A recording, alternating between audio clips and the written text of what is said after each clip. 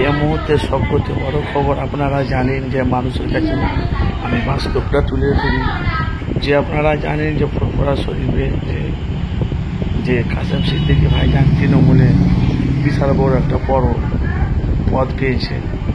তো উনি বলছে আমি 28 বছর আমি বাংলায় কিছু করতে পারিনি, ব্যবসা করেছি 28 বছর এলাকায় বাংলাতে আমি মানুষের একটু সেবা যত্ন করতে চাই, এই জন্য আমি রাজনীতিতে এসেছি।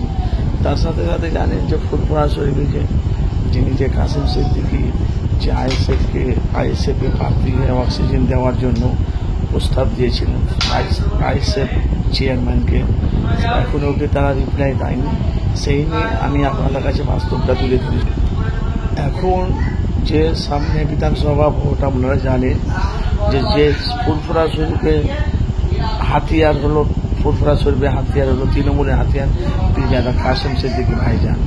এলাকার ভাঙড়ে দুই পীরজাদা হাড্ডাহাড্ডি লড়াই হবে, এক তরফ থেকে আইএসএফ দল, এক তরফে তৃণমূলের প্রার্থী কাসেম সিদ্দিকী ভাইজান।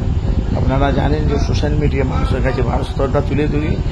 ফুরফুরা শরীফের কিছু মানুষ তারা কাসেমকে মেনে নিতে পারছে না, আবার কিছু কিছু ফুরফুরা শরীফের পীরজাদা কাসেমের পাশে আছে, কাসেমকে সাপোর্ট করছে। কিন্তু বলছে আমরা মানুষের ভালো উন্নয়ন করতে চাই, এই জন্য কাসেম সিদ্দিকী রাজনীতিতে ময়দানে এসেছি আমি।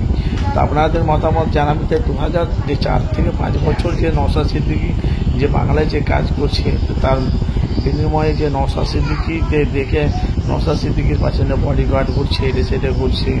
এখন কাসেম সিদ্দিকী তৃণমূলে ভালো কাজ করতে পারে, আগামী দিনে ওনাকে অবশ্যই ওনাকেও বডিগার্ড দেওয়া হবে যদি বাংলার মানুষের কাজ করতে পারে।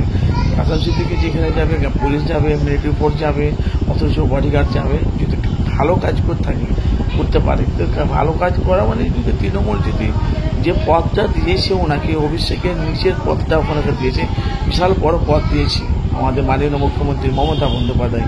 যে মমতাকে সে চোর মরে গেলে মাটি দেওয়া যাবে না, জানাজার পড়া যাবে না, নবান্ন ওদের মাটি হবে, সেই নিয়ে কিন্তু এত কিছু বলেও তৃণমূলকে কাসেম সিদ্দিকী এত কিছু বলেছে, তবু দেখেন মামাটি মানুষ কাসেমকে বড় একটা পদ দিয়েছে বিনা এতে।